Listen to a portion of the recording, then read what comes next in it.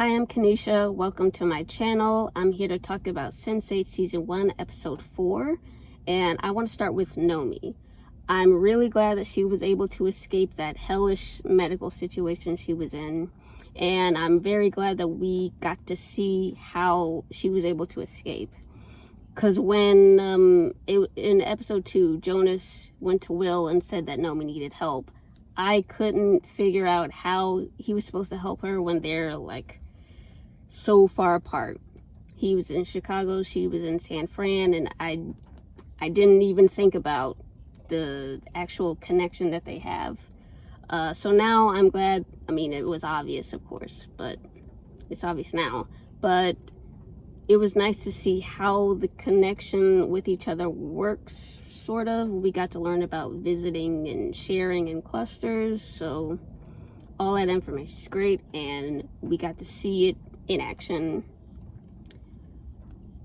We've already seen it in action, and I still didn't even connect the dots that, of course, that was the only way that Nomi would get out of it, but we did get to see it, and Will is learning a little bit more about how this all works, so I'm glad that he was able to help her, and I'm glad that she could escape. I am concerned that this isn't the end of it. That doctor and Nomi's mom are for some reason dead set on Nomi getting this surgery. So I kind of don't think that's the end of it. Like, she's able to escape the hospital, but I don't know if that means her mom isn't going to try and find her and, like, send her back to the hospital again. Like, I just don't feel like this is the end for Nomi. And I do wonder if anything like this is going to happen with any of the other people in her cluster.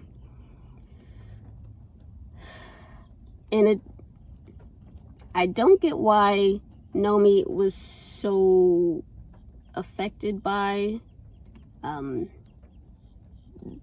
what's happening to her, to the point where she sees Jonas and passes out, and no one else seems to have the same medical challenges that she's having, or not to the same effect.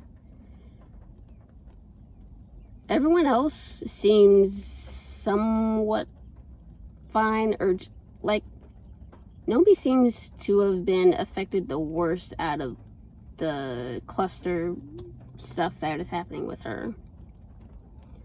So I'm wondering if that's just the show's way of kind of diving into, like, everyone in this cluster is experiencing the same sort of brain transformation, and maybe that's just the avenue that the show has chosen to tell us what is happening.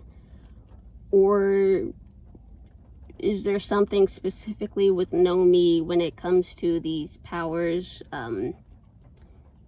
becoming present in her, like, that we're supposed to take notice of, and maybe there's some other meaning behind this?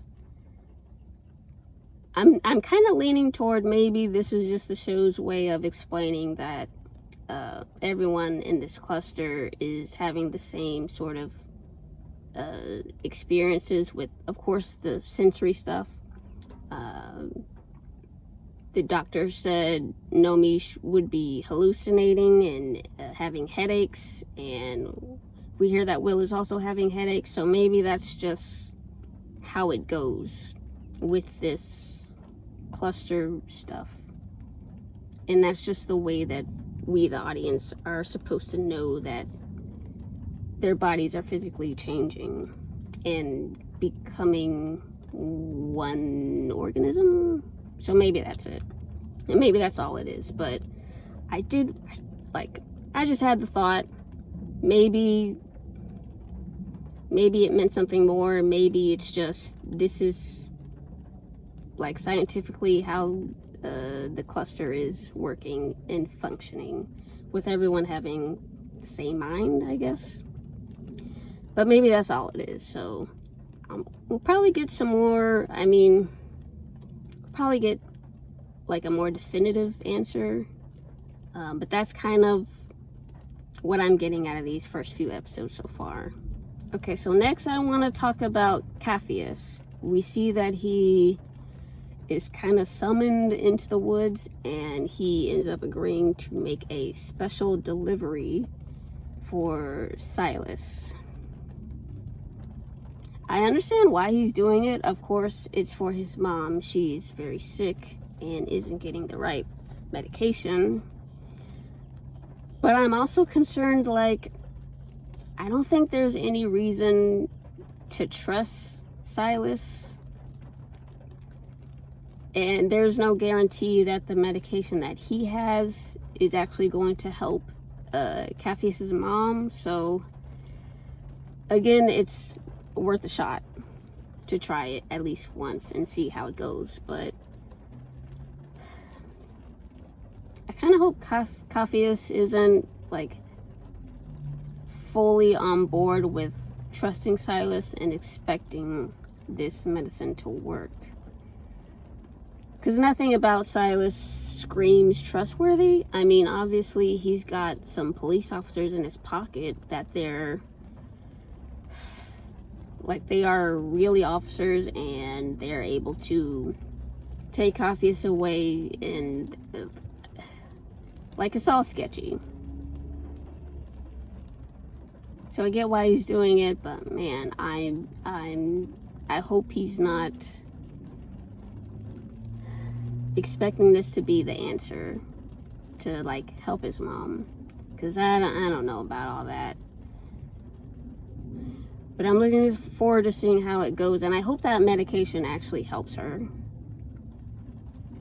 Also, I was editing, I think it was from episode 2, and there's a flashback where Capheus was telling his mom, "You want to be a zebra," and she was pregnant at the time. So I don't think we've met whoever Capheus' younger sibling is, and I wonder what happened to them, or like, where are they? So I wonder if that sibling is going to play a part in these later episodes or in another season. But yeah, I just think, okay, in that flashback, having his mom be pregnant wasn't like a mistake or anything. Like, it was, I believe it was deliberate. So yeah, I was just wondering, like, are we gonna meet them eventually? I suspect we will, or I suspect we'll at least hear about where they are, what happened to them. But I don't think Capheus has mentioned a sibling so far. So I'm curious about that, and I don't think I mentioned that when I talked about episode 2. So just throwing it out here. I did notice, and I'm wondering if there's going to be anything more to that. So next I want to talk about Sun. She is put in a very tough situation by her family. They want her to take the fall for her brother's misdeeds.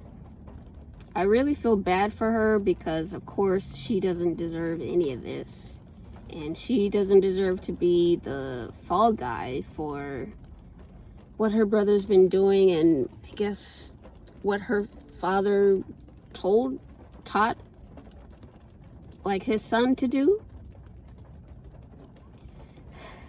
I guess her brother like took all that to the extreme, but still, it's the men who are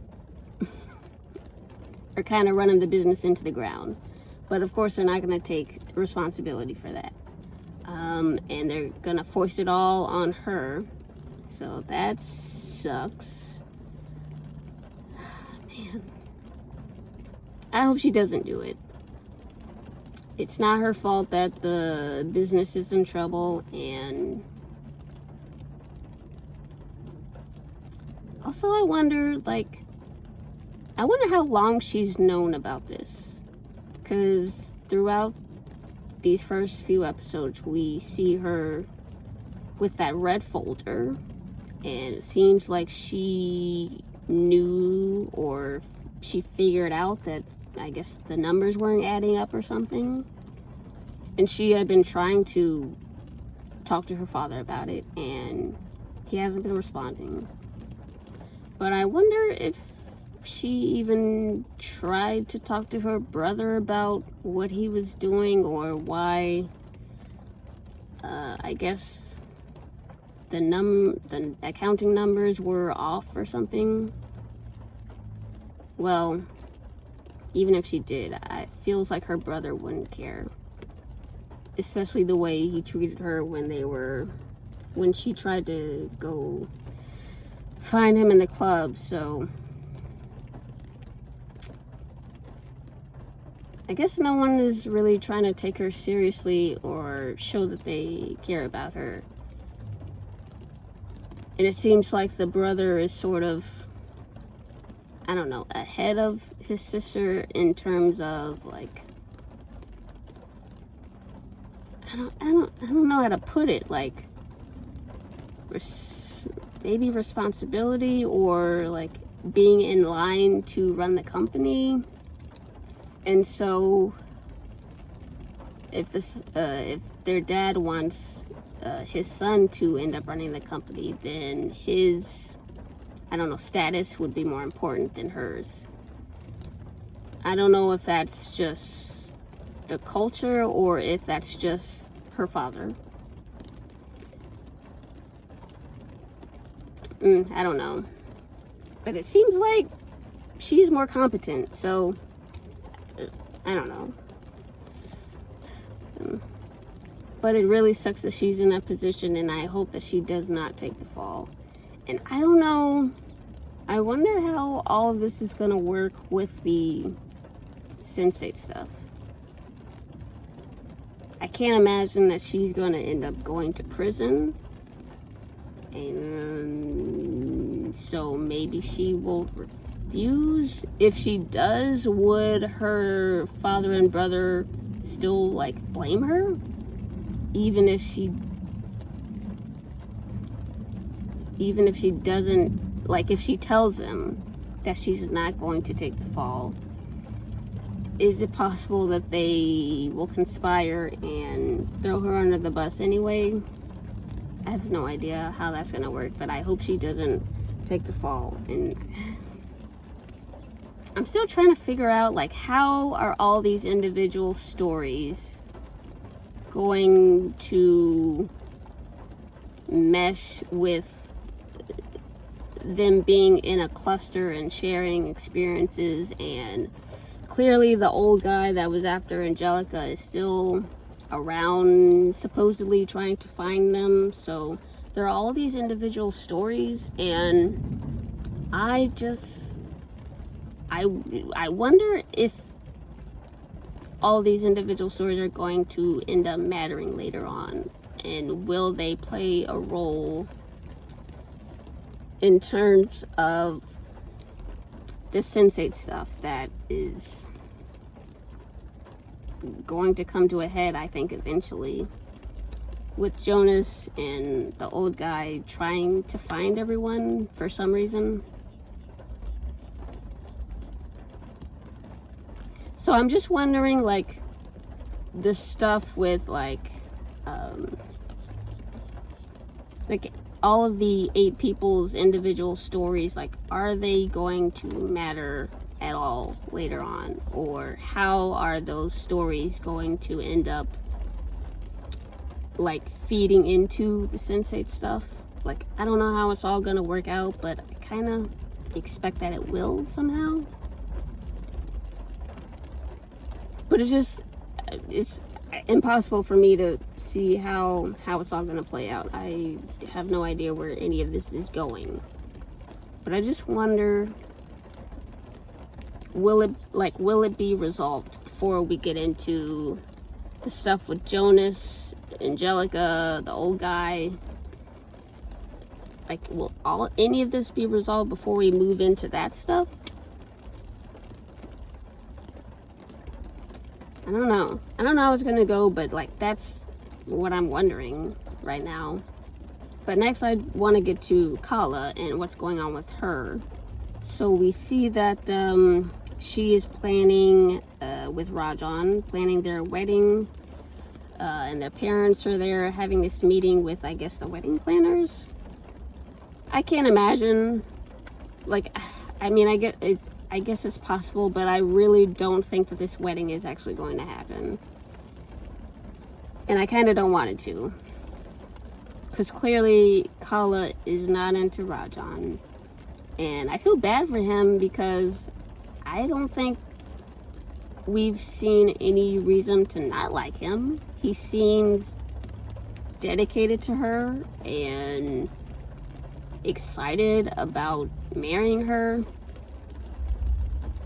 And all we hear about is how he's a great guy, and like there's all these other women that wanted to be with him, it seems like. So I feel bad for the guy, but I don't think this wedding is gonna happen. And I hope it's not a situation where like they're having the ceremony and maybe Kala just decides to run away. Like that would really suck. But I hope it doesn't get to that point. But also I just don't see it happening. And then of course, like we see Kala go to the temple and she gets like some bad news that Rajan and his dad are trying to do away with the traditions that they have. So I don't know how much of that is true. The man at the temple seems to think Rajan and his dad are like using evil drug money to buy politicians and do away with the Hindu traditions. Like, is that really, like, how much of that is actually true?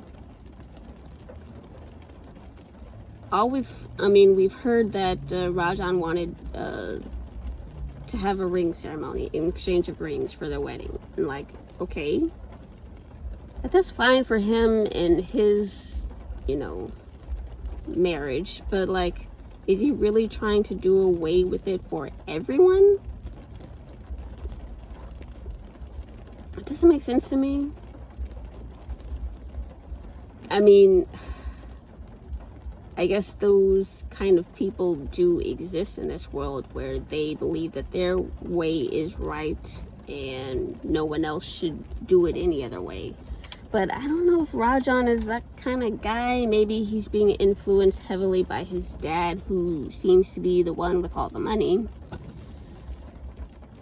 So if that's the case, that they don't want anyone else in India to continue with the Indian traditions, then yeah, that's terrible and he shouldn't be doing that. But if it's just Rajan wants to have rings for his wedding and it doesn't matter like if anyone else does or doesn't follow, in those footsteps, then it's whatever. But the guy at the temple did seem very adamant that Rajan and his family don't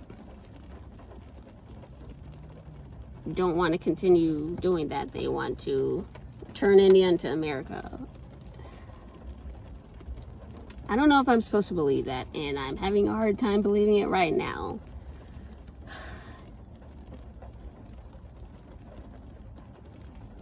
I just don't get Rajan's character. He seems like a good guy.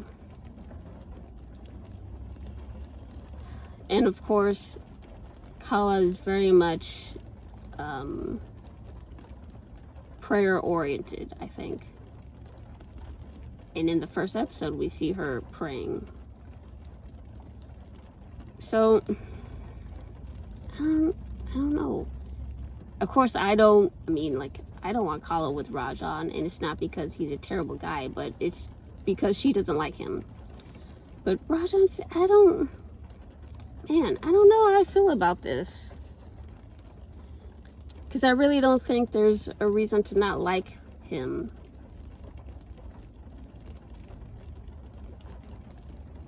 I don't know. I don't think the wedding's happening. I don't think they're a good match, actually. But,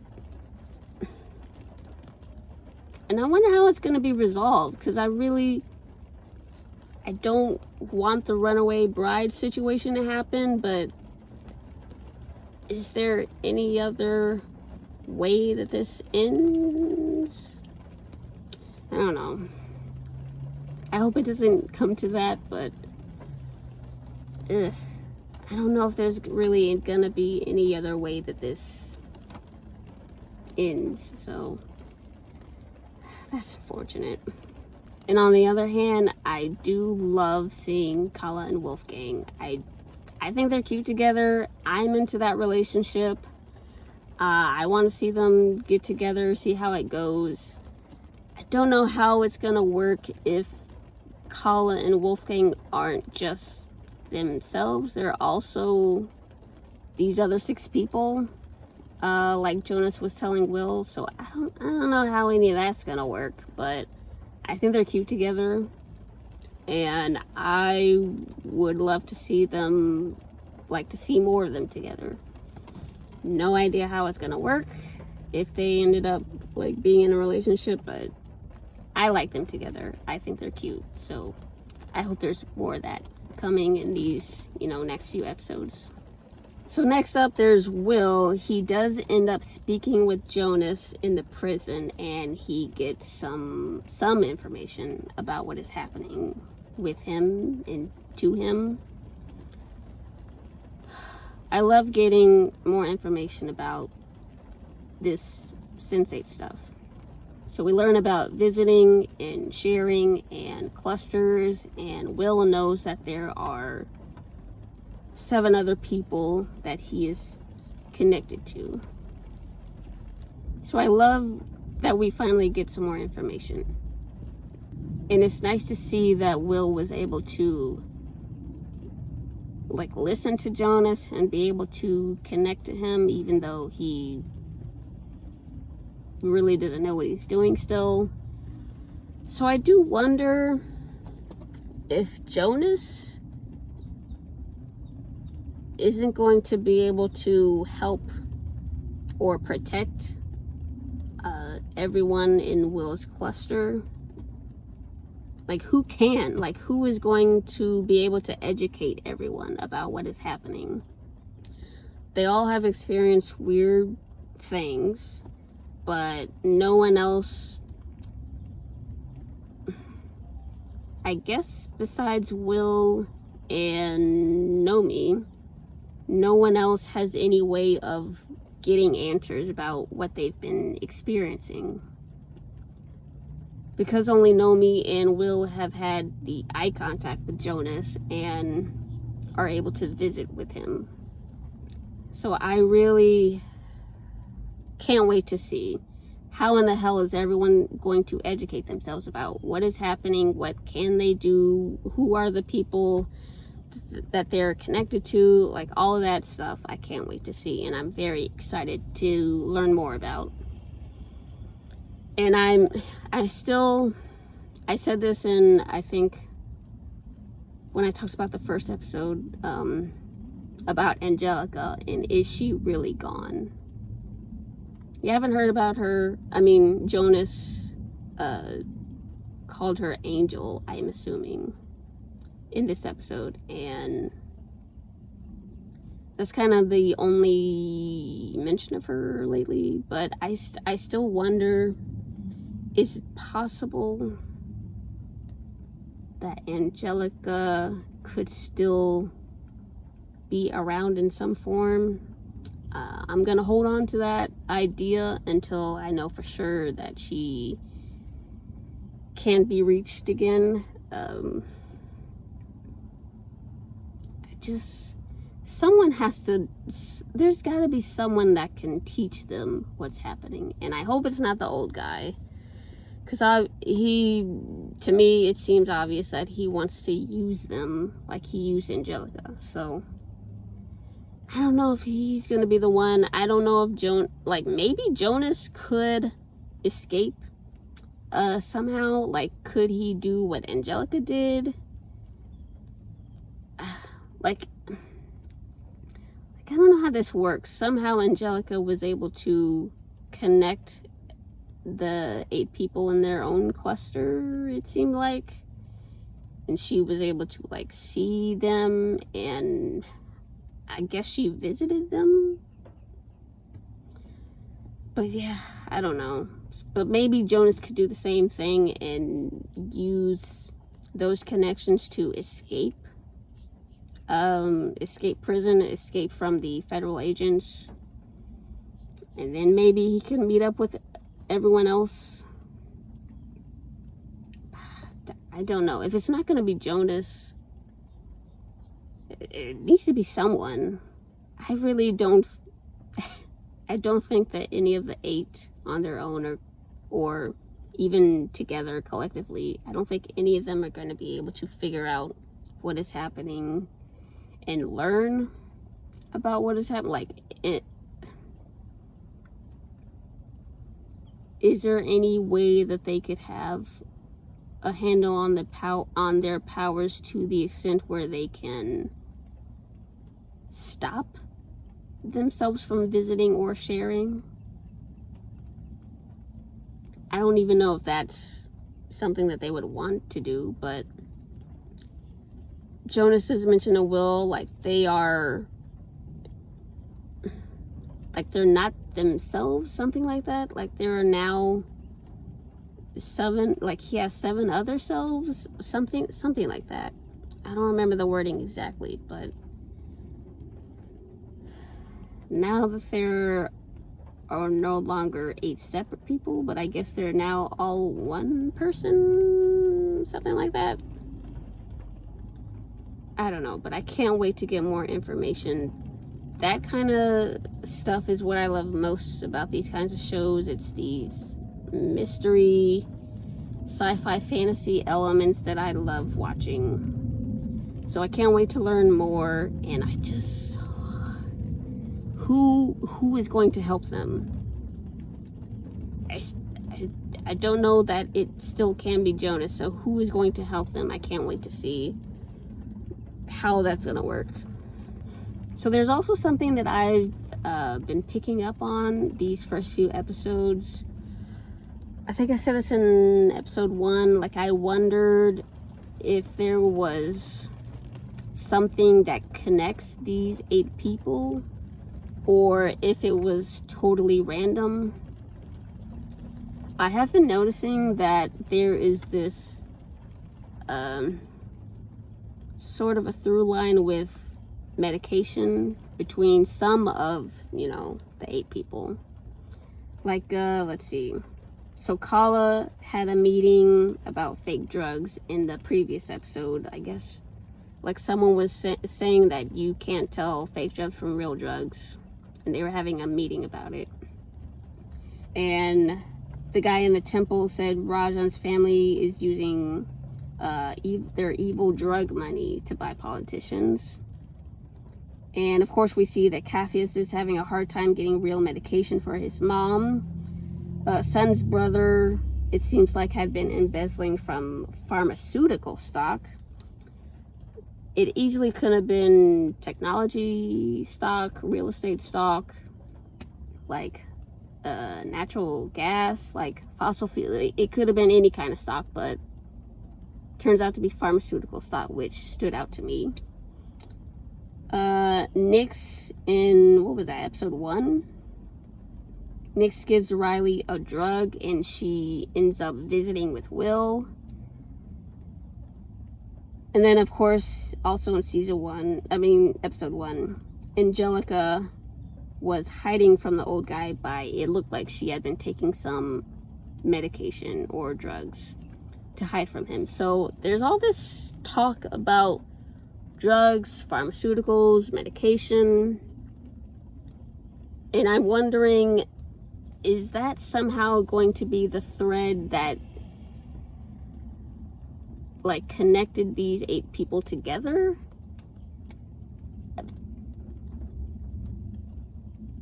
I don't know, but I've noticed those things, and maybe it's nothing, but I still wonder how or whether Angelica was able to target these 8 individuals, or was it totally random? I don't know. I'm on the lookout for things that connect them, and maybe the pharmaceutical stuff is nothing, but I just wonder, like, maybe it's something. So I'm gonna keep an eye out for that stuff. I'm really I don't think it's random, basically. So maybe I'm just looking for things that might be the answer, but I can't help it. Like, maybe that's it. But overall, I really enjoyed this episode. I really enjoyed learning from Jonas and getting all that information. I'm glad Nomi is out of that situation. And I'm very much looking forward to all of these individual stories for everyone. Like, how are they going to wrap out? Are they going to bleed into the overall stuff with the clusters, and the old guy is probably still after them for some reason? Like, are any of those stories going to bleed into the overall big picture? But yeah, I did really enjoy this episode. A lot of interesting things going on, a lot of like kind of sad stuff happening, actually. Like, Nomi's situation is really sad. Kala's situation, I think, is sad. Kafia's situation with his mom, also pretty sad. Riley's situation, I don't know how she's gonna recover from any of that. But yeah, kind of a lot of sad stuff happening right now. But I hope everything gets better. And is there any way that the cluster stuff, like the connection that they all have with each other,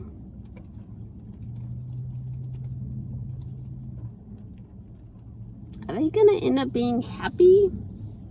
I mean, I guess that's like a season or series finale kind of question.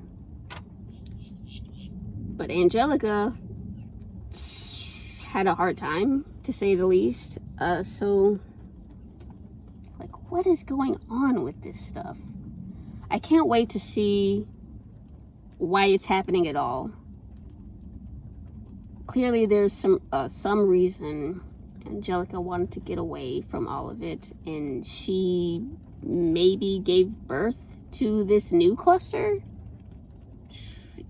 Is it controllable? Is it instinctual? Like, did she have to be impregnated to birth this new cluster? Like, what is happening? I can't wait to learn more.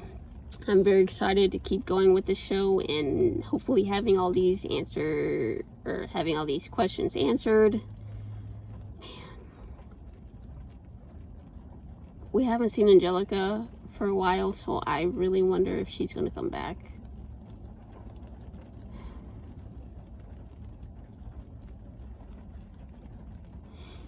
And yeah, I have all these questions. I hope they get answered. I really enjoyed this episode, and looking forward to seeing what is in store for all of this. But I think the thing I'm most excited to see in the next episode is, what is Sun's decision going to be? I don't think she should do it. I hope her dad and brother don't pressure her into doing it. They probably will. Or maybe they just expect her to follow through. I don't know. But I hope she doesn't do it, and I hope... I don't know if the company is going to matter. Her family's company is going to matter in the long run because of the Sense8 stuff. Like, I don't know how much to really care about that. and to care about her brother and dad. Because I feel like the Sense8 cluster stuff is going to become more of a focus. And right now we're, still dealing with all these individual stories of everyone in the cluster. So they might not matter, and I don't think she should do it. But yeah, I'm looking forward to seeing what's she gonna do, and I hope we get the answer next episode. It seems like their company is in dire right now, so I kind of expect something to happen next episode. But I hope she doesn't do it, and I'm looking forward to seeing her decision. So last thing before I end this video, let me know in the comments, what did you think about a song being the thing that connects all 8 members of the cluster, instead of it being a moment or a feeling that connects everyone? Because I would have thought maybe some other things that might have spread throughout everyone in the cluster could have been when Riley, in episode 1, she is in a tough situation. Her boyfriend is robbing that guy and everyone ends up dead. So that could have been a feeling that spread through everyone. Leto with a knife in his neck could have been something. Kafia's getting beat up in the street could have been something that translated to everyone. But for it to be a song, I'm actually happy that it was a song, because the other stuff I mentioned were terrible and traumatic. So it's nice to see that there's this song ends up permeating out to everyone, the song that Riley chose. But I do think it's interesting that that's the thing that everyone in the cluster was able to experience at the same time. And they, some of them were able to visit each other through singing the song, Colin, Wolfgang, and Riley and Nomi. So it's interesting that a song is what did it, instead of some other feeling or moment. But yeah, I think it's interesting that happened, and it hadn't happened before. But maybe that's just storytelling, that it happened now instead of previously. But I like that it was a song. And let me know, what do you think about a song being something that connects everyone instead of something else? I do really think that some other feelings could have been stronger than singing, but that's just me. And were you surprised at all that a song was able to connect everyone at once? Or did you not even think about it or notice it? I don't know. What did you think about the song being able to connect everyone? Let me know in the comments. I think I've rambled enough about this, so I'm gonna wrap it up. Thank you very much for watching this video. I'll see you in the next one. If you enjoyed this video, I want to give you a gift as thanks for watching. You can get early access to watch my next video. You won't have to wait a week to see my thoughts on the next episode. Just click the link in the description to get access now. I'll see you there.